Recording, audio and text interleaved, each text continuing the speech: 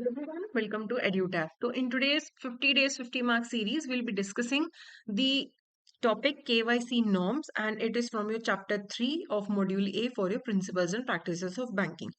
तो KYC norms की अगर बात करें तो RBI is the main entity है। आरबीआई जो है वो मास्टर डायरेक्शंस इशू करता है, तो उन्होंने केवाईसी के लिए डायरेक्शंस इशू किए थे 2016 के अंदर। एंड ये जो नॉर्म्स हैं, केवाईसी नॉर्म्स हैं, ये बैंक्स और जो भी एंटिटीज जिन्हें आरबीआई रेगुलेट करता है उन पे एप्लीकेबल है। तो जो बैंक्स की ब्रांचेस हैं या उनकी मेजॉरिटी ओन सब्सिडरीज हैं, इवन जो अब्रॉड में भी सब्सिडरीज हैं, उन पे भी केवाईसी नॉर्म्स एप्लीकेबल होती हैं। अगर मान लो कि एक एसबीआई की ब्रांच इंडिया में है, एक उनकी अमेरिका में है, तो अमेरिका वाली ब्रांच पे भी केवाईसी नॉर्म्स एप्लीकेबल होंगी। लेकिन अमेरिका जो है उनके भी तो खुद के कुछ केवाईसी नॉर्म्स होंगे सिमिलर टाइप के, तो दोनों में से वो एप्लीकेबल होंगे जो ज्यादा स्ट्रिंजेंट होंगे, जो ज्यादा स्ट्रिक्ट नॉर्म्स होते हैं वो फॉलो होंगे फॉरेन कंट्री में। तो केवाईसी में कुछ एलिमेंट्स हैं। कस्टमर एक्सेप्टेंस पॉलिसी होती है बैंक की, कस्टमर आइडेंटिफाई करने का प्रोसीजर होता है, कस्टमर ड्यू डिलिजेंस प्रोसीजर होता है, और कस्टमर ड्यू डिलिजेंस करने के कई तरीके हैं। तो अगर हम कस्टमर एक्सेप्टेंस पॉलिसी की बात करें तो बैंक सिर्फ उसी कस्टमर को एक्सेप्ट करता है जो ड्यू डिलिजेंस करवाता है। ठीक है, अगर कोई मना कर दे डॉक्यूमेंट्स देने से, अपने आप को आइडेंटिफाई करने से, तो फिर बैंक जो है उसका अकाउंट ओपन नहीं करेगा। बेनामी ट्रांजेक्शन्स अलाउड नहीं है। और कई बार ऐसा होता है कि एक पर्सन के बिहाफ पे कोई दूसरा एक्ट करता है, कोई दूसरा उसका अकाउंट ऑपरेट कर रहा है, तो भी जिसके बिहाफ पे अकाउंट ऑपरेट किया जा रहा है उसको आइडेंटिफाई करना भी जरूरत है। और बैंक हमेशा चेक करेगा कि कहीं कोई ऐसी सैंक्शन लिस्ट तो नहीं है जिनमें इस कस्टमर का नाम हो। यूएनएससी की कुछ लिस्ट है जिनका नाम उन लिस्ट में होता है, उनके अकाउंट ओपन नहीं किए जाते। अगर बाय चांस ओपन है तो उनके अकाउंट्स को फ्रीज कर दिया जाता है। फिर पैन कार्ड देखा जाता है, जिनके पास पैन कार्ड नहीं है वो फॉर्म नंबर 60 सबमिट कर सकते हैं। और अगर ई सिग्नेचर्स हैं तो ई सिग्नेचर वेरीफाई किए जाते हैं। जॉइंट अकाउंट्स के केस में जितने भी लोग हैं जॉइंट अकाउंट में अटैच, सबका कस्टमर ड्यू डिलिजेंस प्रोसीजर होता है। तो आपको प्रोसीजर्स तो अच्छे से फॉलो करने ही है सारे, लेकिन कभी भी आपके जो प्रोसीजर हैं वो ऐसे नहीं होने चाहिए कि जो फाइनेंशियली एंड सोशली डिसएडवांटेज्ड लोग हैं वो बेचारे अपना अकाउंट ही ना ओपन कर सकें। ओके। तो कस्टमर को जो आइडेंटिफाई करने का जो इंफॉर्मेशन है वो रिलायबल होना चाहिए। जब भी कस्टमर का आइडेंटिफिकेशन होगा तो उसका जो डेटा है वो रिलायबल होना चाहिए। अकाउंट ओपन करते हुए कस्टमर को आइडेंटिफाई किया जाता है। अगर कोई कस्टमर वॉक इन कस्टमर है, अगर वो डोमेस्टिक ट्रांजेक्शन करना चाहता है, तो अगर 50,000 से ज्यादा का अमाउंट है तो नॉन कस्टमर का भी आइडेंटिफिकेशन होगा। लेकिन अगर कोई वॉक इन कस्टमर है, वो फॉरेन कोई पैसे भेजना चाहता है, मनी ट्रांसफर इंडिया से बाहर का है, तो अमाउंट मैटर नहीं करता। चाहे वॉक इन कस्टमर है, कितने भी अमाउंट हो, उसका फिर आइडेंटिफिकेशन होता ही होता है। कई बार बैंक थर्ड पार्टी प्रोडक्ट्स भी सेल करता है, जैसे कि इंश्योरेंस वगैरह सेल करता है, तो भी कस्टमर ड्यू डिलिजेंस होता है। वॉक इन कस्टमर का मैंने आपको बता दिया, अगर 50,000 से ज्यादा का अमाउंट है डोमेस्टिक ट्रांसफर में तो ड्यू डिलिजेंस होगा। लेकिन अगर इंटरनेशनल ट्रांसफर है तो किसी भी अमाउंट में ड्यू डिलिजेंस होता है। अगर बैंक को ऐसा लगता है कि कोई जानबूझ के 50,000 से छोटी ट्रांजेक्शन्स करने की कोशिश कर रहा है, इंटेंशनली 4990 की ट्रांजेक्शन्स कर रहे हैं, है ना, 49,900 रुपीज की, तो फिर बैंक तब भी ड्यू डिलिजेंस कर सकता है, कस्टमर आइडेंटिफिकेशन करवा सकता है। ओके। अगर अब हम कस्टमर आइडेंटिफिकेशन की बात करें, तो ड्यू डिलिजेंस की बात करें, तो कस्टमर का आइडेंटिफिकेशन होता है, उसको कोई ना कोई ओवीडी देना पड़ता है, जैसे कि आधार कार्ड वगैरह या पासपोर्ट देना पड़ता है। कस्टमर को अपनी लोकेशन, किस पर्पस के लिए अकाउंट ओपन किया जा रहा है, क्या एक्टिविटीज करते हैं वो, क्या मोड ऑफ पेमेंट वो कस्टमर यूज करना चाहता है, और कस्टमर का सोशल और फाइनेंशियल स्टेटस क्या है। सोशल और फाइनेंशियल स्टेटस जानना क्यों जरूरी है, तभी तो फिर कस्टमर का रिस्क कैटेगराइजेशन होगा कि वो लो, हाई, मीडियम कौन से कैटेगरी में फॉल करता है। ठीक है, तो इंडिविजुअल्स के केस में जो भी इंसान अकाउंट ओपन कर रहा है या कोई इंसान बेनिफिशियल ओनर है किसी लीगल एंटिटी का, ठीक है, अगर मेरे पास एक कंपनी के 15% शेयर्स हैं तो मैं उस कंपनी की बेनिफिशियल ओनर हूं, तो अगर कंपनी का अकाउंट ओपन होगा तो मैं बेनिफिशियल ओनर हूं, मेरा भी साथ में वो केवाईसी करेंगे। अगर मैं कंपनी की ऑथराइज्ड सिग्नेटरी हूँ, कंपनी की तरफ से साइन करती हूँ, तब भी मेरा केवाईसी होगा। अगर मेरे पास किसी कंपनी का, किसी एंटिटी का पावर ऑफ अटर्नी है, तो अगर उस कंपनी का अकाउंट ओपन होगा तो जिसके पास पावर ऑफ अटर्नी होती है उसका भी पूरा डॉक्यूमेंट्स वेरीफाई होते हैं, केवाईसी होता है। तो ओवीडीज यानी कि ऑफिशियली वैलिड डॉक्यूमेंट्स कौन कौन से एक्सेप्टेबल होते हैं? एक तो आधार कार्ड है, पासपोर्ट है आपका, driving licence, voter ID card, फिर आपका वो जो नरेगा वाला कार्ड होता है वो, या फिर आपके पास नेशनल पॉपुलेशन रजिस्टर का लेटर है। ये 6 ही ओवीडीज हैं। पैन कार्ड पहले ओवीडी था लेकिन अब ओवीडी नहीं है। तो आपको अकाउंट ओपन करते हुए अपना रीसेंट पासपोर्ट साइज फोटोग्राफ भी सबमिट करना है, आपके पैन कार्ड भी सबमिट करना है। पैन कार्ड नहीं है तो फॉर्म नंबर 60, और भी अगर बैंक को कोई डॉक्यूमेंट लगे सबमिट करवाने की जरूरत है तो आपको करवाना पड़ता है। मान लीजिए आपका जो ओवीडी है उस पे एड्रेस डिफरेंट है और आपका जो करंट एड्रेस है वो डिफरेंट है, तो आप 2 महीने पुराना कोई बिल ले आओ, जैसे कि बिजली का बिल, पानी का बिल, वो आप जमा करवा सकते हो करंट एड्रेस वाला। आपकी कोई म्युनिसिपल कॉर्पोरेशन वाली कोई टैक्स रिसीट है, पेंशन पेमेंट ऑर्डर है, कोई आपका लेटर ऑफ अकोमोडेशन है आपके पास कि आपकी जहां ट्रांसफर हुई है वहां पे आपको घर अलॉट हुआ है, उसका लेटर ऑफ अकोमोडेशन आपको सबमिट करवाना है। और अगले 3 महीने के अंदर अंदर आपको अपना ओवीडी सबमिट करवाना होता है विद दी बैंक। आपको फिर बाद में अपडेटेड करवाना है। अगर आप केवाईसी यूज करना चाहते हैं, आधार यूज करना चाहते हैं केवाईसी के लिए, तो कस्टमर का देखो बैंक वाले रिटर्न कंसेंट लेते हैं कि क्या हम आपका आधार कार्ड यूज कर सकते हैं केवाईसी के लिए। अगर उस अकाउंट में उस इंसान को जो अकाउंट ओपन कर रहा है कोई सब्सिडीज रिसीव होनी है तो फिर बायोमेट्रिक ऑथेंटिकेशन भी किया जाता है। ओके। और अगर मान लीजिए आधार पे आपका एड्रेस डिफरेंट है लेकिन करंट आपका एड्रेस डिफरेंट है, तो फिर आपको सिर्फ एक सेल्फ डिक्लेरेशन देनी होती है कि मेरा करंट एड्रेस डिफरेंट है। ठीक है। और ई केवाईसी का जो प्रोसेस है वो भी अवेलेबल है। तो आजकल क्या होता है कि आप अगर बैंक में आधार कार्ड लेके जाते हैं, आधार कार्ड का आपका नंबर नोट किया जाता है और फिर यूआईडीआई से आपका डाटा सारा बैंक रिट्रीव कर लेता है, आपको सारा डाटा प्रोवाइड करने की जरूरत नहीं होती है। ठीक है। अगर आप non face to face customer यानी कि आपने बिना बैंक गए अकाउंट ओपन किया है, बिना किसी अधिकारी को मिले आपने अकाउंट ओपन किया है, तो आप non face to face customer हैं। ऐसे जो अकाउंट्स होते हैं उसमें मैक्सिमम बैलेंस 1 लाख रुपए हो सकता है और क्रेडिट्स मैक्सिमम साल में 2 लाख रुपए के ही अलाउड होते हैं। ऐसे पर्सन को टर्म लोन मैक्सिमम 60,000 का दिया जाता है।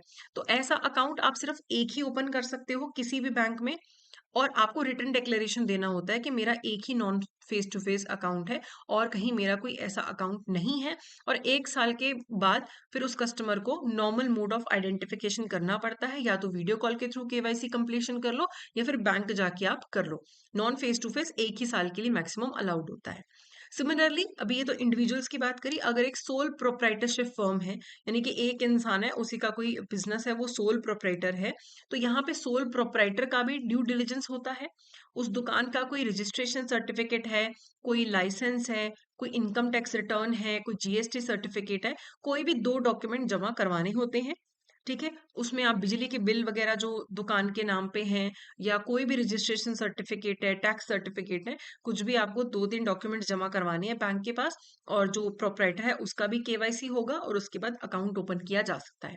कंपनी को अगर अपना बैंक अकाउंट ओपन करना है तो कंपनी को certificate of incorporation, memorandum article of association, company का पैन कार्ड, कंपनी के बेनिफिशियल ओनर कौन है उनकी सारी जानकारी बैंक को देनी पड़ती है। बोर्ड ऑफ डायरेक्टर का एक रेजोल्यूशन सबमिट करना पड़ता है कंपनी वालों को, बैंक को, कि यस हमारी कंपनी अलाउ कर रही है हमें ये अकाउंट ओपन करना।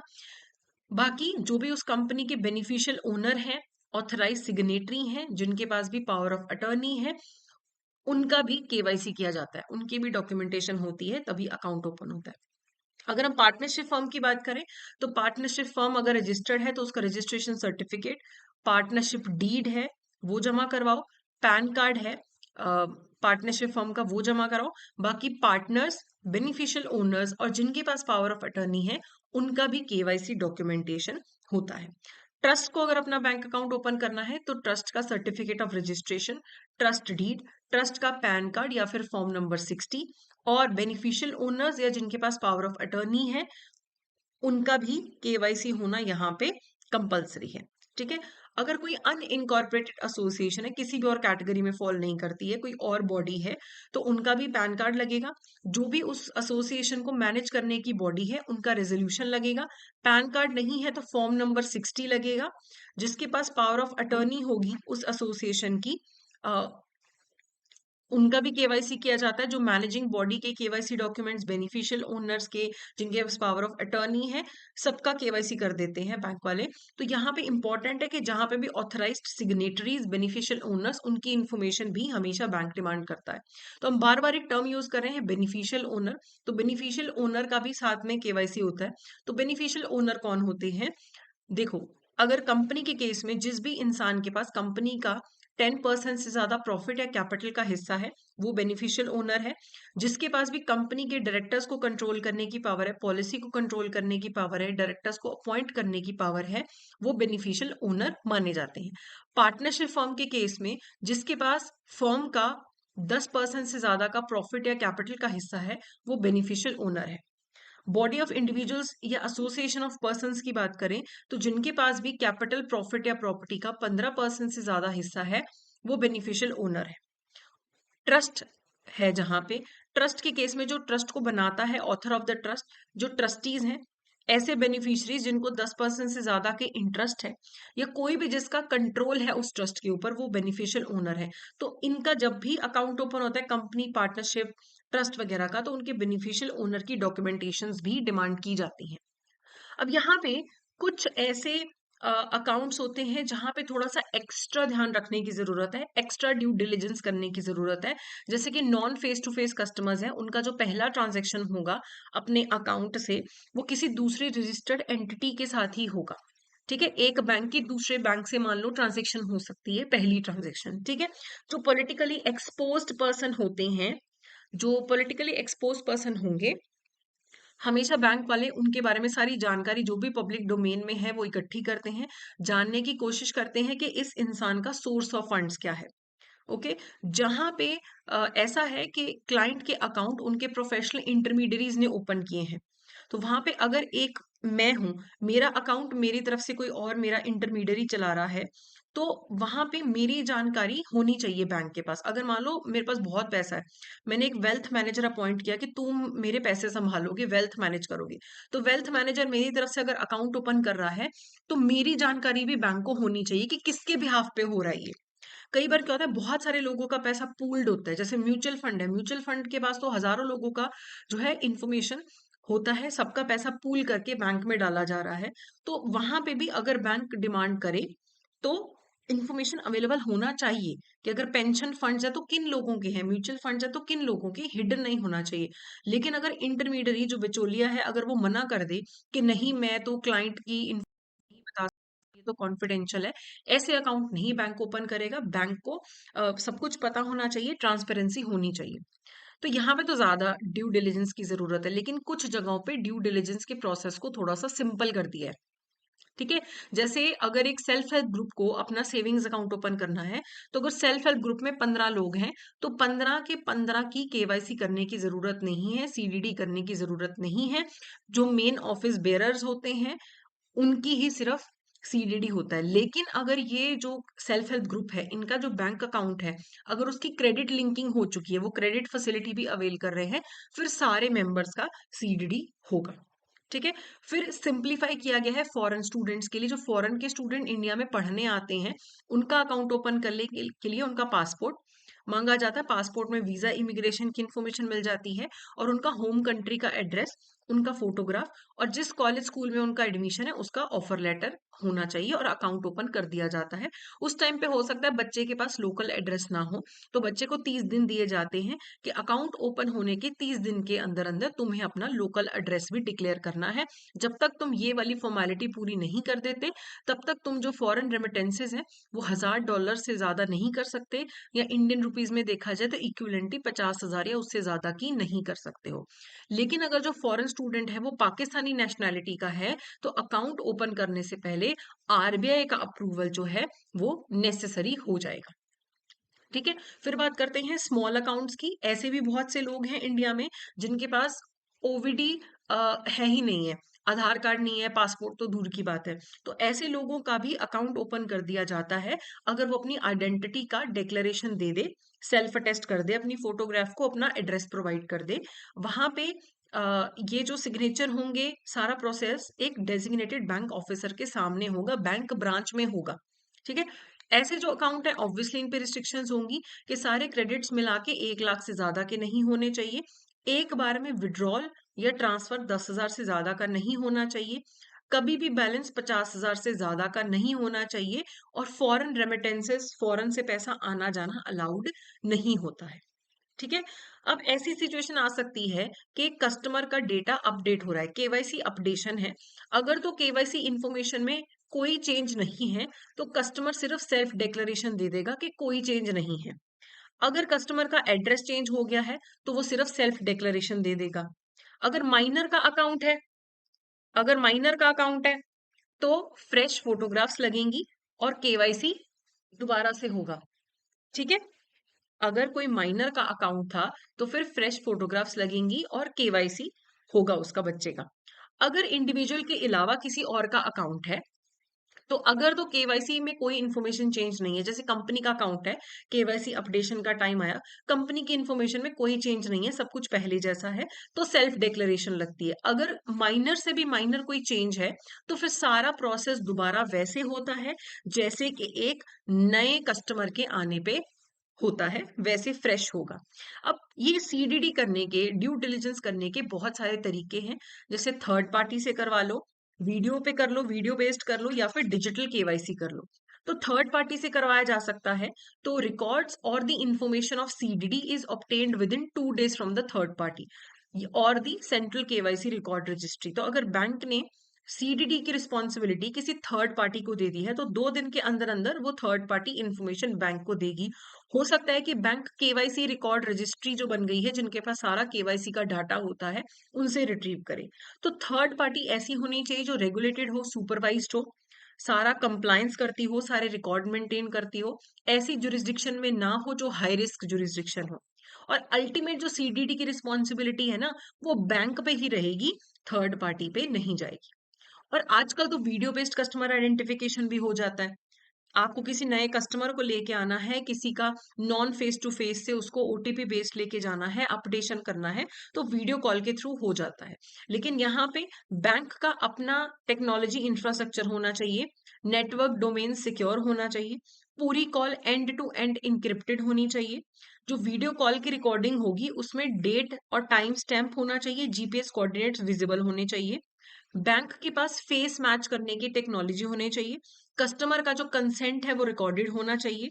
और कभी भी इंडिया से बाहर का अगर आईपी एड्रेस डिटेक्ट होता है तब फिर आप वीडियो कॉल पे प्रोसीजर नहीं कर सकते। और ये प्रोसीजर सिर्फ जो बैंक के ट्रेन्ड ऑफिशियल्स होते हैं वही करते हैं। अगर बैंक वालों को लगता है कि उधर से कस्टमर को कोई बोल के बता रहा है कि क्या बोलना है तो फिर प्रोसेस कैंसिल हो जाएगा। ठीक है। और आप हमेशा कॉल पे कस्टमर से उसका इकोनॉमिक सोशल इंफॉर्मेशन मांगेंगे, आइडेंटिफिकेशन इंफॉर्मेशन मांगेंगे, उसको बोलेंगे कि आप हमें अपना pan card, original pan card की फोटो दिखाओ वीडियो कॉल पे। और कई बार बैंकिंग कॉरेस्पॉन्डेंट्स को भी कस्टमर के पास भेज दिया जाता है इस पूरे प्रोसेस को फैसिलिटेट करने के लिए। ठीक है। फिर एक प्रोसेस होता है डिजिटल केवाईसी का। डिजिटल केवाईसी में जो बैंक का कोई ऑफिशियल है वो कस्टमर को जाके मिलेगा, या तो वो बताएगा कस्टमर के कहाँ मिलना है या ऑथराइज्ड ऑफिशियल बताएगा। यहाँ पे भी बिजनेस कॉरेस्पॉन्डेंट्स की मदद ले ली जाती है। तो बैंक वाले आएंगे, आपकी लाइव फोटोग्राफ लेंगे, आपसे ओरिजिनल डॉक्यूमेंट मांगेंगे, ओटीपी वैलिडेशन करेंगे और आपका जो केवाईसी है कंप्लीट हो जाएगा। ठीक है। यूआईडीए जो अथॉरिटी है जो आधार इशू करती है, वो भी ई केवाईसी सर्विस प्रोवाइड करती है। तो बैंक क्या करेगा, बैंक यूआईडीआई जो कि आधार इशू करने वाली एंटिटी है उनसे KYC user agreement, KYC user agency agreement कर लेगा, केयूए अग्रीमेंट कर लेगा। इससे क्या होता है कि आपके पास कोई कस्टमर आएगा, वो अपना आधार का इंफॉर्मेशन देगा, आप अपने सिस्टम में आधार का इंफॉर्मेशन फिल करोगे, आप यूआईडीआई को सारा इंफॉर्मेशन भेजोगे कि ये कस्टमर आया, ये आधार कार्ड नंबर है। यूआईडीआई आपको सारा इंफॉर्मेशन भेज देगा उस कस्टमर का, एवरीथिंग। तो आपको सारा जो है कहीं से इकट्ठा करने की जरूरत नहीं है, आपको उसी टाइम पे मिल जाएगा। ठीक है। फिर है सेंट्रल केवाईसी रिकॉर्ड रजिस्ट्री, ये 2016 से ऑपरेशनल है। जितनी भी रिपोर्टिंग एंटिटीज हैं रेगुलेटर्स की, जैसे आरबीआई बैंक्स को रेगुलेट कर रहा है, सेबी कंपनीज वगैरह को, स्टॉक एक्सचेंज को रेगुलेट कर रहा है, आईआरडीआई इंश्योरेंस सेक्टर को कर रहा है, पीएफआरडीए पेंशन सेक्टर को कर रहा है, रेगुलेट कर रहा है। तो ये जिन जिन को भी रेगुलेट करते हैं वो सब केवाईसी करते हैं। बैंक केवाईसी करते हैं, कंपनीज वगैरह और म्यूचुअल फंड वगैरह लेने के लिए आपको केवाईसी करवाना पड़ता है, तो सबके पास केवाईसी का डाटा रहता है। तो सारा केवाईसी का डाटा सबको सेंट्रल केवाईसी रिकॉर्ड रजिस्ट्री को भेजना होता है। तो सारे केवाईसी का डाटा इस सी केवाईसीआर के पास होता है। ठीक है, तो जैसे मैंने अगर बैंक में केवाईसी कराया, मेरा सारा केवाईसी का डेटा 10 दिन के अंदर अंदर बैंक इस रजिस्ट्री को भेज देगा। ठीक है, और मुझे एज अ कस्टमर एक केवाईसी आइडेंटिफायर नंबर दे दिया जाएगा। तो मुझे बार बार केवाईसी करवाने की जरूरत नहीं है, मेरे पास केवाईसी आइडेंटिफायर है। इंडिया पे इस टाइम ये रजिस्ट्री कौन मेंटेन करता है? सरसी मेंटेन करता है, CEARSAI। सरसी जो है इसके पास सारा डेटा रहता है। ओके, तो ये हमारा टॉपिक था। मेन सारी चीजें हमने कर ली हैं इसके अंदर। और अभी इससे रिलेटेड हम कुछ एमसीक्यूज करेंगे जो पहले पूछे गए हैं, या कुछ फ्रेश एमसीक्यूज भी हम करेंगे। तो before continuing I would like to inform you कि अगर आपको हेल्प चाहिए कोई इस एग्जाम को क्लियर करने में, तो आप हमारा मास्टर कोर्स अवेल कर सकते हैं, जिसमें आपको रिकॉर्डेड क्लासेस भी मिलेंगी, एग्जाम से पहले लाइव क्लासेस भी मिलेंगी, आपको शॉर्ट नोट्स भी मिलेंगे, टेस्ट सीरीज भी मिलेगी, चैप्टर वाइज एमसीक्यूज भी मिलेंगे। तो अभी जैब 75 आप कोड यूज कर सकते हैं और इस ऑफर को अवेल कर सकते हैं। कोई भी आपको डाउट्स होंगे तो टीचर्स आपके सारे डाउट्स भी क्लियर करेंगे। तो ये प्रीवियस ईयर में आपको क्वेश्चन पूछा गया था। For the purpose of KYC the definition of customer includes. जिस पर्सन या एंटिटी ने अकाउंट खोला है, ऑब्वियसली वो कस्टमर है, उसका केवाईसी होगा। बेनिफिशियल ओनर का भी होगा। ठीक है, अगर प्रोफेशनल इंटरमीडियरी कोई ट्रांजेक्शन कर रहा है, उसमें भी बेनिफिशियरी कौन है, उसको भी कस्टमर माना जाएगा। ठीक है, entity connected with a financial transaction which can pose significant reputational और other risk to the bank. तो यहाँ पे ये भी होता है कि अगर फाइनेंशियल ट्रांजेक्शन से रिलेटेड कोई भी एंटिटी है जिससे बैंक को कोई भी इशू हो सकता है, तो बैंक उसको भी कस्टमर की डेफिनेशन में रखता है, उसकी भी इंफॉर्मेशन डिमांड कर सकता है। तो यहाँ पे डी जो है करेक्ट आंसर है। For the purpose of KYC customer में वो इंसान जिसका अकाउंट है, बेनिफिशियल ओनर है, बेनिफिशियरी है ट्रांजेक्शन का, या कोई भी फाइनेंशियल ट्रांजेक्शन से जुड़ी एंटिटी है जिससे कोई बैंक को इशू हो सकता है, सबको कस्टमर की कैटेगरी में रखा जाता है, सबसे डेटा मांगा जाता है। फिर पूछा गया था एक question, which of the following is not an OVD. ये तो बहुत आसान है, मैंने आपको जैसे बताया पैन कार्ड जो है ओवीडी नहीं है, बाकी आधार, पासपोर्ट, ड्राइविंग लाइसेंस ओवीडी है, ऑफिशियली वैलिड डॉक्यूमेंट्स हैं। फिर आपसे एक क्वेश्चन पूछा गया था पेपर में, in which of the following cases the bank does not need to follow the full customer identification process. कहाँ पे पूरा प्रोसेस करने की जरूरत नहीं है। अगर कोई वॉक इन कस्टमर है, नेफ्ट ट्रांजेक्शन करना चाहता है 50,000 का, तो उसका केवाईसी होगा। 50,000 उससे ज्यादा पे केवाईसी होता है। लॉकर फैसिलिटी पे भी केवाईसी होगा। स्मॉल सेविंग्स अकाउंट्स के अंदर आपको थोड़ा सा रियायत मिलती है, फुल केवाईसी नहीं होता है। तो सी जो है करेक्ट आंसर है।